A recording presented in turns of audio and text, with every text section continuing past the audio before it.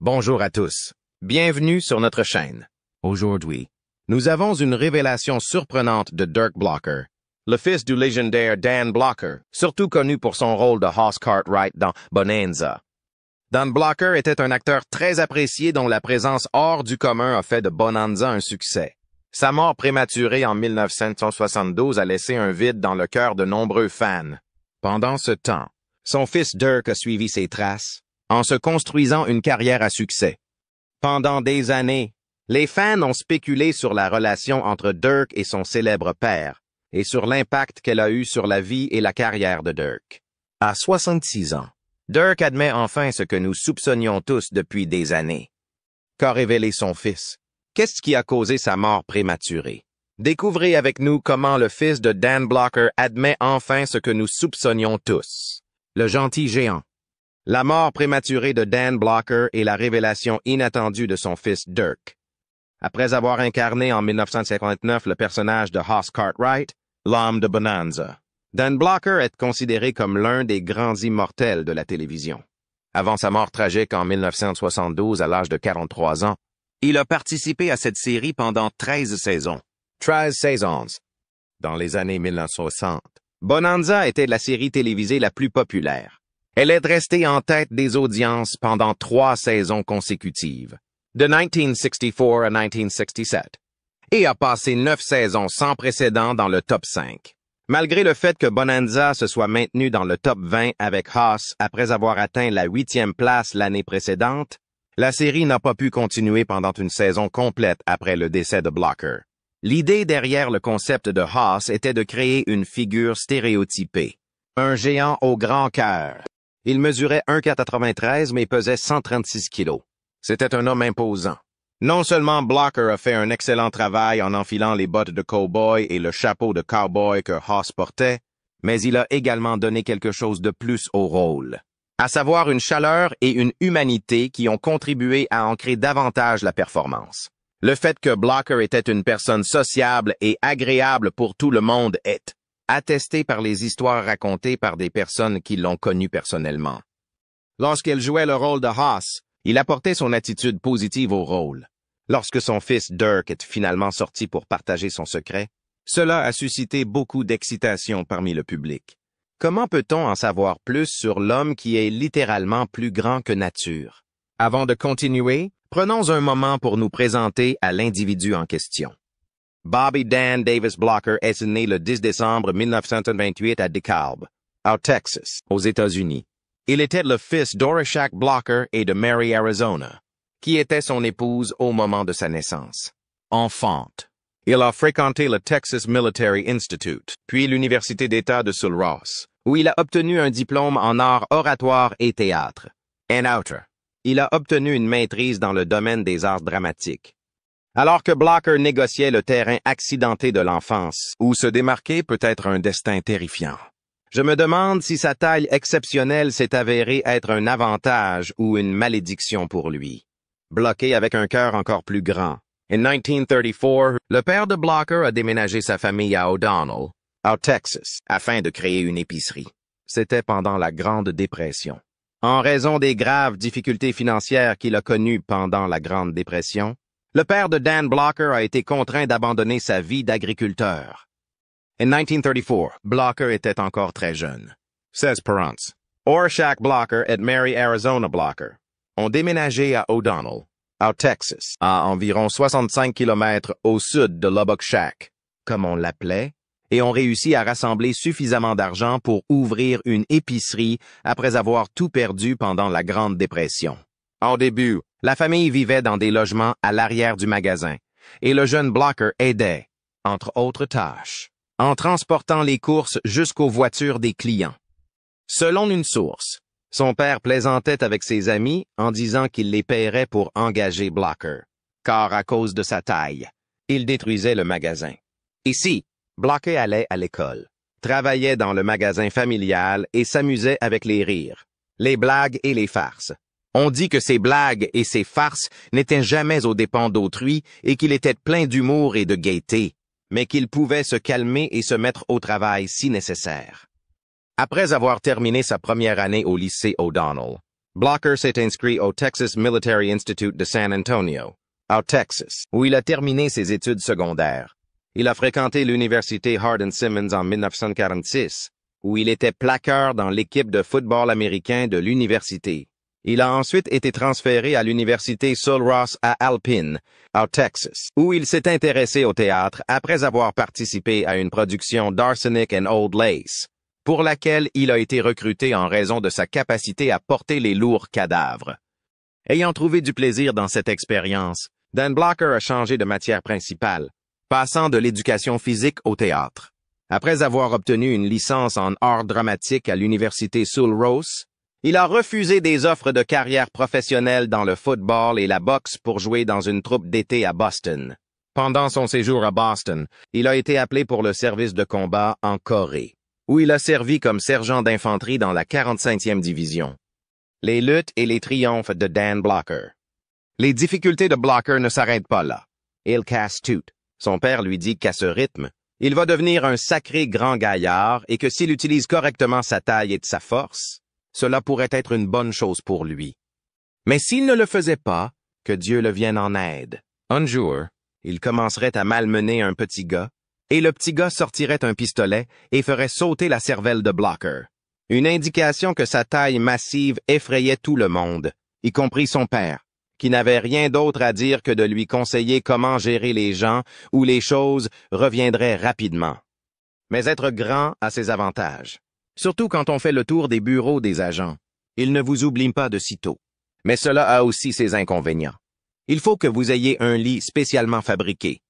Le lit de Blocker mesurait 2 mètres de long et il était très difficile de trouver sa pointure. On disait que l'armée américaine avait mis plus d'1 mois pour lui trouver une botte à sa taille. Ce genre d'attention particulière peut être accablant, mais Blocker sait déjà qui il est.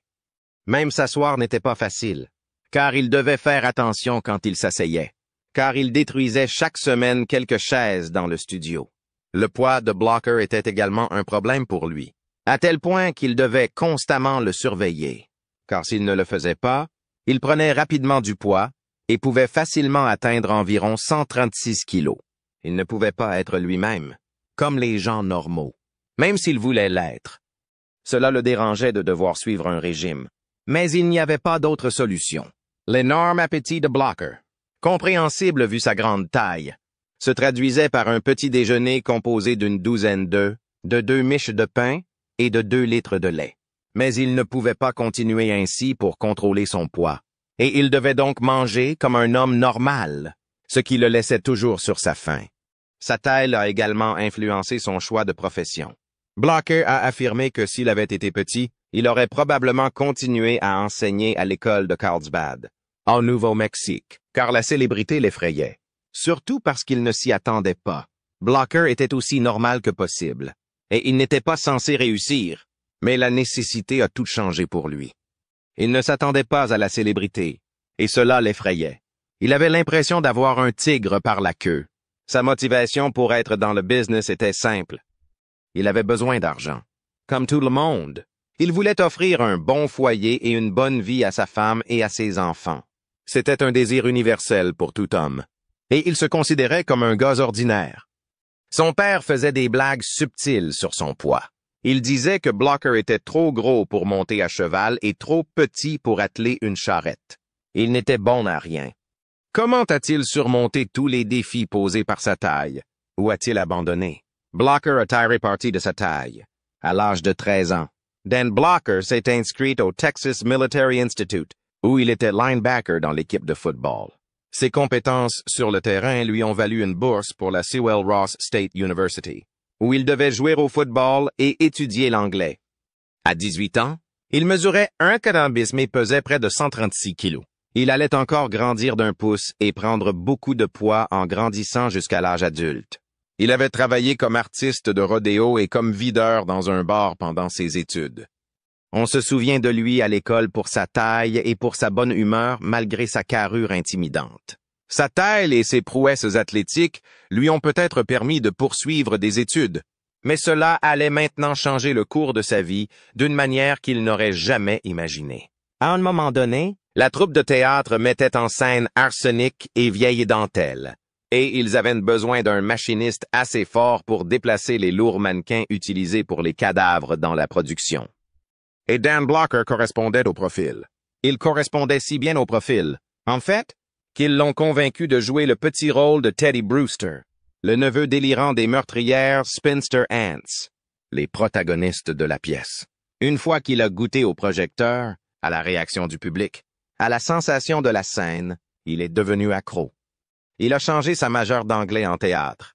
Après avoir obtenu son diplôme, il aurait refusé des offres pour jouer au football professionnel et serait plutôt dirigé vers l'Est pour poursuivre sa carrière d'acteur sur scène, se produisant dans des pièces de théâtre d'été, des spectacles de théâtre de répertoire, et finissant par décrocher un petit rôle dans une production de Broadway de King Lear. Il n'était pas seulement un grand gaillard au grand cœur. Il a également reçu de grandes médailles pour ses actes héroïques. Pendant la guerre de Corée, Dan Blocker a été enrôlé dans l'armée américaine et a suivi une formation de base à Fort Polk, en Louisiane, puis a servi comme sergent d'infanterie dans la compagnie F du 2e bataillon, 179 et régiment d'infanterie, 45 et division d'infanterie en Corée de décembre 1951 à août 1952. Blocker a fait preuve de bravoure au combat et a reçu un Purple Heart pour ses blessures. Il a également reçu plusieurs autres distinctions et médailles, dont le National Defense Service Medal, la Korean Service Medal avec 2 étoiles de campagne en bronze, la Republic of Korea Presidential Unit Citation, la United Nations Service Medal, la Korean War Service Medal et le Combat Infantryman Badge. Après avoir servi l'armée avec distinction, il a reçu un Purple Heart, ainsi que plusieurs autres médailles, citations et récompenses. En 1952, l'année même où il a été démobilisé de l'armée américaine, il a épousé Dolphia Parker, qu'il avait rencontrée lorsqu'il était étudiant à l'université. Dan Blocker se lance dans une carrière d'acteur. Maintenant marié, il choisit une voie responsable dans la vie. Blocker retourne à l'université et obtient une maîtrise en arts dramatiques. Après avoir obtenu son diplôme, avec une jeune famille à charge, Blocker accepte un poste de professeur d'anglais et d'art dramatique dans un lycée de Sonora, au Texas, puis enseigne en 6e au Nouveau-Mexique. Il semblait que chaque changement de poste d'enseignant emmenait Dan Blocker vers l'ouest et toujours plus près de sa destinée. Blocker s'est toujours démarqué. Blocker a emmené sa famille en vacances d'été en voiture de Sonora, au Texas, à Hollywood, et a été découvert alors qu'il passait des appels téléphoniques dans une cabine téléphonique sur le trottoir, vêtu d'un costume de cowboy, portant des bottes de cowboy à talons avec des éperons, une chemise western voyante et un grand chapeau de cowboy en paille. Sa femme et ses enfants étaient assis dans le break garé sur le trottoir lorsqu'il a été remarqué par un agent. Blocker était bien installé dans sa vie de couple. Bien qu'il aimait enseigner et être entouré d'enfants, il partageait de sa passion pour le théâtre et les langues, touchant peut-être la vie des enfants qu'il enseignait d'une manière qu'il ne connaîtrait peut-être jamais. De la vie de tous, il avait un cœur d'or. Bien qu'il fût parfois colérique, il s'excusait et reconnaissait rapidement ses torts. Quand il a déménagé sa famille en Californie, ce n'était pas pour devenir une star et être adulé par des millions de fans. Il est allé faire un doctorat en art dramatique à l'UCLA tout en continuant à enseigner. Pour joindre les deux bouts au milieu des années 50, Blocker a commencé à passer des auditions pour la télévision et a obtenu des petits rôles dans des westerns, très populaires à l'époque. Cela a ravivé son amour du théâtre, en le transformant en différents personnages. Il est apparu dans plusieurs séries à succès, dont Gunsmoke, The Rifleman, Have Gun, Will Travel at Maverick, dans lesquels il a eu l'occasion de montrer son talent pour la comédie. Blocker s'est lancé dans sa carrière d'acteur à la fin des années 1950, en acceptant divers rôles mineurs qui ont mis en valeur sa polyvalence et son talent. En 1957, il a incarné Mike le barman dans le film The Girl in Black Stockings. Le film, mettant en scène des stars tels que Lex Barker et Anne Bancroft, tournait autour d'une enquête sur un meurtre dans une petite ville. La même année, Blocker incarne un forgeron dans le film Black Patch et un barman dans Gunsight Ridge. À la télévision, il joue notamment Pete dans un épisode de Cheyenne intitulé Land Beyond the Law. En 1957, la même année, le gorille dans le court-métrage des Three Stooges Outer Space Jitters. Il est également apparu dans plusieurs épisodes de The Restless Gun, de 1957 à 1958, dans les rôles d'Olaf Berland, Jub Buckstar, John L. Bruto, Fred Bergerman et Ike Burnett. En 1958, Blocker a joué le rôle de Joe dans un épisode de Have Gun, Will Travel intitulé Gunshy.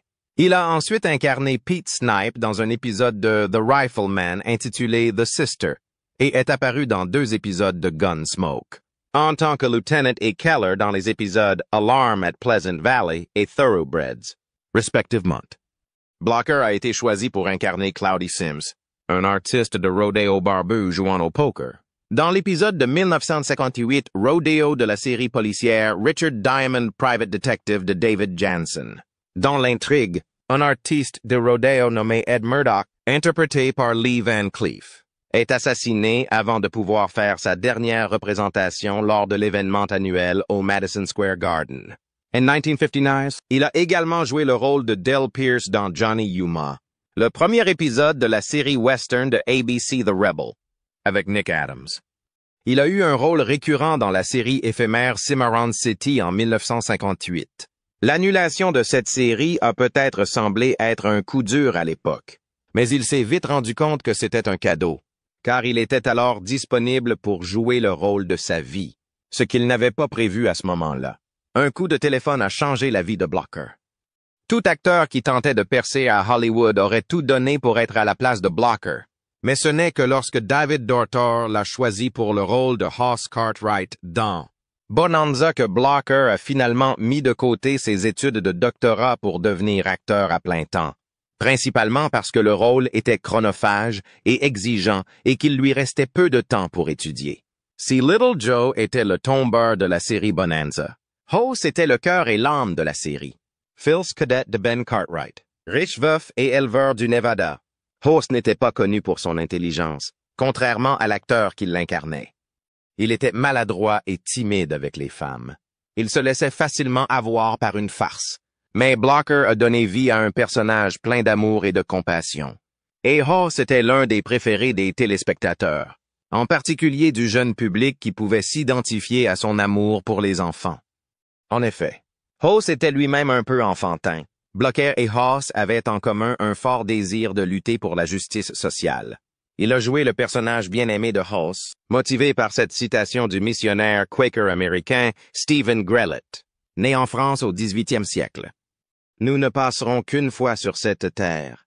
S'il y a une gentillesse que nous pouvons montrer ou une bonne action que nous pouvons faire, faisons-la maintenant, car nous ne passerons plus jamais par là. » Pendant ces années sur le plateau, Dan Blocker est devenu un bon ami de Lorne Greene et de Michael Landon. Sa famille de la télévision était comme une vraie famille. Ils étaient ensemble de 7h à 21h, 5 jours par semaine pendant la saison, et se retrouvaient souvent en dehors du plateau. Dan Blocker a été le témoin du mariage de Michael Landon avec Lynn Ingo. Carrière et vie personnelle de Dan Blocker. Bien que le tournage de Bonanza ait occupé la majeure partie de son temps, Blocker a réussi à apparaître dans plusieurs films, notamment Come Blow Your Horn et Lady in Cement, tous deux avec Frank Sinatra. Blocker avait depuis longtemps fait déménager ses parents en Californie pour être plus proche de lui. Mais la petite ville d'O'Donnell n'a pas oublié son fils adoptif. Sa célébrité dans Bonanza fit de lui le chouchou de ses amis et voisins à O'Donnell, au Texas. Ils se souviennent avec amusement du jeune garçon studieux, le nez plongé dans un livre, qui arrivait désormais à cheval, galopant dans leur salon tous les dimanches soirs. En 1963, Blocker joua avec Frank Sinatra dans la comédie Come Blow Your Horn. En 1968, il collaborait à nouveau avec Sinatra, cette fois dans la suite du film de Tony Rome Lady in Cement, dans lequel il joue un homme dangereux et coriace. Après la décision de Peter Sellers de ne pas ajouter le personnage du Major T.J. à sa liste déjà longue de rôles, Stanley Kubrick tente de faire jouer Blocker dans son film Dr. Folamour. Cependant, le scénario a été rejeté par l'agence de Blocker, comme l'a déclaré Terry Southern, qui est également co-scénariste du film. Slim Pickens a été choisi pour le rôle, et est surtout connu pour son interprétation dans la séquence classique où il chevauche une bombe atomique tout en agitant son chapeau de cow-boy. John Killebrew, un forgeron qui avait persuadé un groupe de colons de l'accompagner en Californie pour fonder la ville d'Arcana, était le personnage joué par Blocker dans le film sorti en 1968. Susan Clark, John Denner, Warren Oates et Don Stroud faisaient également partie de la distribution du téléfilm intitulé Something for a Lonely Man. Dans le film The Cockeyed Cowboys of Calico County, sorti en 1970, Blocker jouait le rôle d'un rustre qui se méfiait de l'amour. Nanette Fabray jouait un rôle d'intérêt amoureux, tandis que Jim Backus, Jack Elam, Noah Beery Jr. et Mickey Rooney faisaient partie des acteurs secondaires. Blocker était également invité à l'émission The Flip Wilson Show Comedy Hour, diffusée sur NBC. Pendant que Blocker réalisait des épisodes de Bonanza, le réalisateur Robert Altman se lia d'amitié avec lui. Plusieurs années plus tard, il choisit Blocker pour le rôle de Roger Wade dans The Long Goodbye. Cependant, Blocker décéda avant le début de la production. Suite à cela, Sterling Hayden a été choisi pour le rôle, et le film a ensuite été dédié à Blocker. En outre, Blocker a créé une chaîne de restaurants Bonanza Steakhouse à succès en 1963 et a finalement acquis une partie de la propriété de l'entreprise. En échange de son rôle d'ambassadeur commercial, de son interprétation du personnage de Hoss et de ses apparitions personnelles chez les franchisés. Qu'est-ce qui a précipité la mort horrible de Dan Blocker? Qu'est-ce qui n'allait pas dans sa façon de manger? La routine déconcertante de Blocker devait suivre un régime car son poids risquait d'atteindre plus de 136 kilos. Bien qu'il prétendait avoir faim tout le temps, il n'aimait pas manger comme un homme ordinaire. Il se souvenait très bien des moments où il commençait sa journée avec une douzaine d'œufs, 2 miches de pain et 2 litres de lait au petit déjeuner. De plus, pour pouvoir revenir dans le programme, il tentait de perdre du poids. La vie de Dan Blocker. L'acteur apprécié dont on se souvient surtout pour son interprétation du personnage de Hoss Cartwright dans la populaire série télévisée Bonanza, a été marqué par une lutte permanente contre son poids tout au long de sa vie. Blocker, qui mesurait 1,93 mètres et pesait entre 113 et 136 kilos tout au long de sa vie d'adulte, était souvent la cible de blagues et de railleries de la part de ses collègues acteurs, ce qui a apparemment eu un impact négatif sur son estime de soi. La mort prématurée de Dan Blocker et son impact sur Bonanza. Même si Dan Blocker était connu pour son interprétation d'un gentil géant au cinéma, sa vie personnelle était en proie à une préoccupation malsaine de perdre du poids. Il suivait un régime principalement composé de viande, avec une consommation minimale de glucides. Il limitait fréquemment son apport calorique quotidien à seulement 700 calories, ce qui est bien inférieur à l'apport quotidien recommandé pour un homme adulte. De plus, il prenait des pilules amaigrissantes et des amphétamines pour couper la faim et accélérer son métabolisme. Ce régime rigoureux était soutenu par sa dépendance à ces substances. Les programmes de remise en forme que Blocker suivait étaient tout aussi éprouvants. Après avoir participé à des marathons et passé des heures à la salle de sport, il est devenu obsédé par la perte de poids. Il a commencé à se peser plusieurs fois par jour et à pousser son corps à ses limites absolues pour atteindre son objectif. Cependant, le prix à payer pour cette obsession fut très élevé. Ce sont les habitudes alimentaires de Blocker qui ont finalement conduit à sa mort prématurée à l'âge de 43 ans. Ces habitudes l'ont conduit à souffrir de malnutrition et d'autres problèmes de santé qui y étaient liés. Son expérience, qui met en garde contre les dangers des régimes sévères et la nécessité de faire passer la santé et le bien-être avant la perte de poids, illustre l'importance de maintenir un mode de vie sain.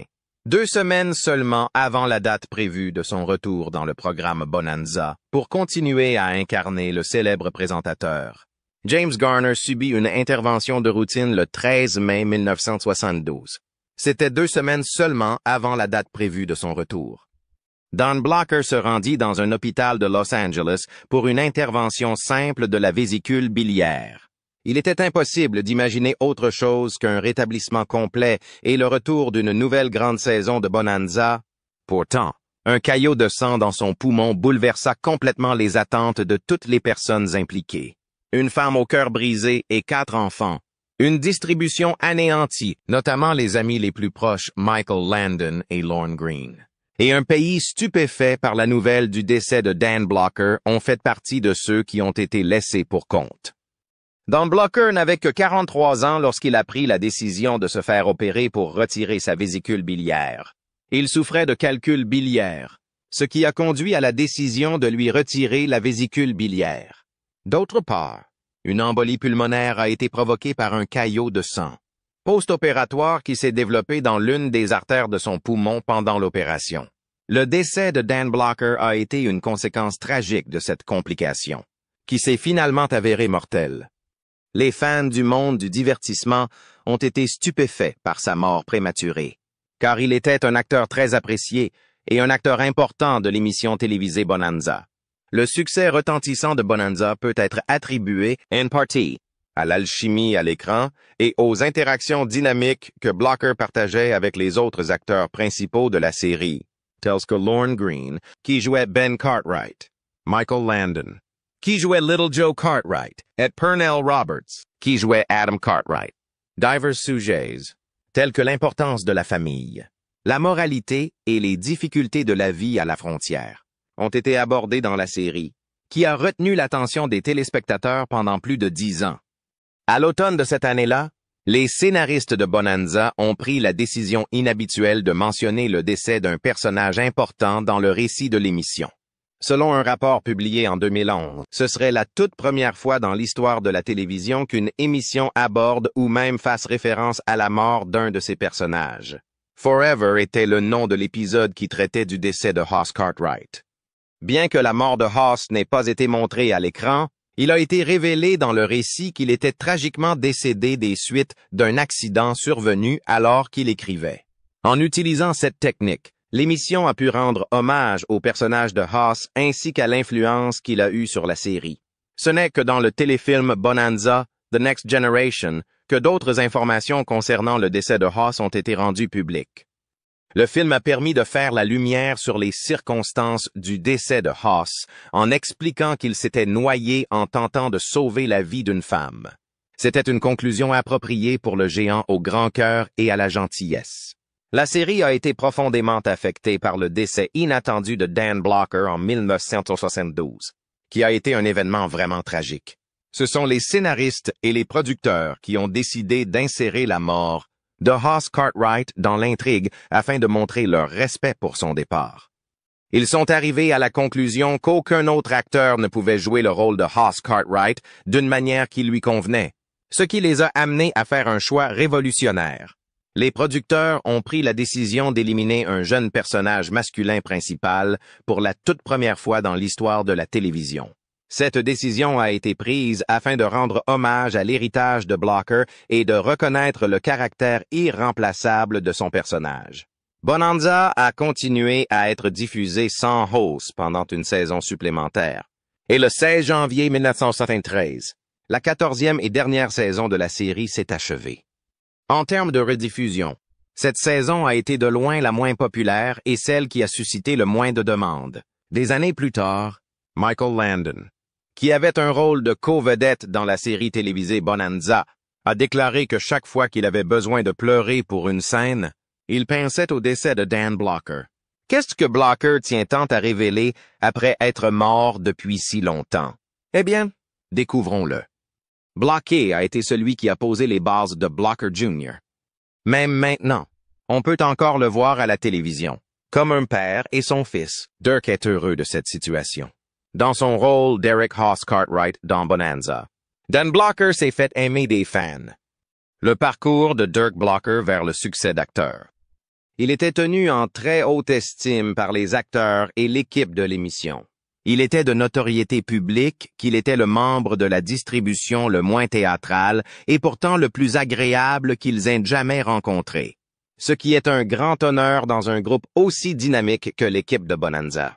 Son fils, le célèbre acteur Dennis Dirk Blocker, reconnaît que l'approche et les efforts de son père pour l'intégrer dans son travail ont largement contribué à son propre succès dans l'industrie. Il est possible que vous connaissiez Blocker grâce à son rôle de détective Michael Hitchcock dans la série télévisée Brooklyn Nine-Nine, diffusée sur la chaîne Fox. Le personnage du détective Hitchcock, qui apparaît dans la série, est un individu particulier et grossier qui, avec son collègue, le détective Norm Scully, fait tout ce qui est en son pouvoir pour éviter toute tâche plus difficile que de trouver un sandwich à la viande pour le déjeuner. Pour la première fois, Blocker a pu se promener sur le plateau avec son père. Blocker a révélé dans une interview avec Jeff Pearlman que sa passion pour le théâtre était directement influencée par le temps que son père passait à être présent avec son enfant. En assistant au travail de son père, il a pensé qu'il avait attrapé le virus du théâtre à un âge précoce. À l'époque, il était un petit enfant. Le fait que son père ait un emploi du temps si chargé signifiait que c'était l'une des rares occasions qu'ils avaient de passer du temps de qualité ensemble. En conséquence, il passait 1 minute à écouter son père et ses collègues parler de l'actualité. Puis la minute suivante, lorsqu'il était appelé à établir une expérience d'apprentissage par osmose, il se transformait en eux. Il y a de fortes chances que l'enthousiasme de son père pour sa profession se soit transmis à lui. Blocker ne pouvait qu'être impressionné par le professionnalisme et l'approche de son père sur le plateau. D'autant plus qu'il tenait son père en très haute estime. C'est dans l'épisode Marcus Welby que Blocker a fait ses débuts à la télévision. La porte s'est ouverte pour Blocker pour poursuivre sa carrière lorsque Michael Landon lui a confié son deuxième rôle, celui du jeune analphabète Abel McKay dans La petite maison dans la prairie. Landon a vu que Blocker avait le talent pour jouer la comédie et pouvait interpréter des personnalités inhabituelles. À cette époque, son père était une figure de l'industrie du divertissement largement reconnue. L'incapacité de son père à se déplacer sans être entouré d'admirateurs l'a incité à mener une vie plus discrète. Outre son rôle important dans Bonanza et ses apparitions dans d'autres projets tels que Gunsmoke et Wagon Train, il avait également de l'expérience dans l'industrie du divertissement. Il s'est donc retrouvé attiré par la vie d'acteur de soutien et de personnage. Les 2 émissions de télévision dans lesquelles il était apparu ont eu une courte durée de vie, malgré le fait qu'il y ait participé. D'un autre côté, il n'avait aucun regret, car il savait qu'un grand nombre des expériences enrichissantes qu'il avait vécues dans sa vie étaient la conséquence directe du fait que ses programmes n'avaient pas connu de succès à long terme. Cette façon de penser a été bénéfique pour Blocker. Au cours de ses 45 ans de carrière, Blocker a participé à une grande variété de séries télévisées couvrant un large éventail de genres, dont Chips et Esprits criminels. Vous le connaissez peut-être mieux pour son premier rôle régulier dans une série, celui du pilote Jerry Bragg dans Black Sheep Squadron. Plus impressionnant encore, il a travaillé sur The Ponderosa. Entre 1993 et 1995, Dirk a joué le rôle de Walter Fenster dans 2 téléfilms basés sur la série télévisée Bonanza. Malgré le fait qu'il ait encore des années de travail devant lui, Blocker fait tout ce qui est en son pouvoir pour appliquer les leçons que son père lui a enseignées afin de maintenir sa carrière et sa réputation dans le secteur. En raison de son amour et de son admiration profonde pour son père, il le considérait comme son allié le plus fidèle au monde. Au cours de sa vie, il a finalement réalisé que son père était un homme aux multiples facettes. Les choses les plus importantes qu'il a apprises de son père sont l'importance d'accepter, la responsabilité de sa propre conduite et de faire un effort pour vivre selon la règle d'or. Sa vie a été profondément influencée par ses croyances, et elles ont joué un rôle important dans le façonnement de la personne qu'il est devenu. Merci de nous avoir rejoints pour découvrir les confessions sincères de Dirk Blocker. Si vous avez trouvé cette vidéo intéressante, n'hésitez pas à l'aimer, à la partager avec vos amis et à vous abonner pour découvrir d'autres histoires captivantes du monde du divertissement. N'oubliez pas de vous abonner à notre chaîne et de cliquer sur la vidéo suivante qui s'affiche sur votre écran. À bientôt!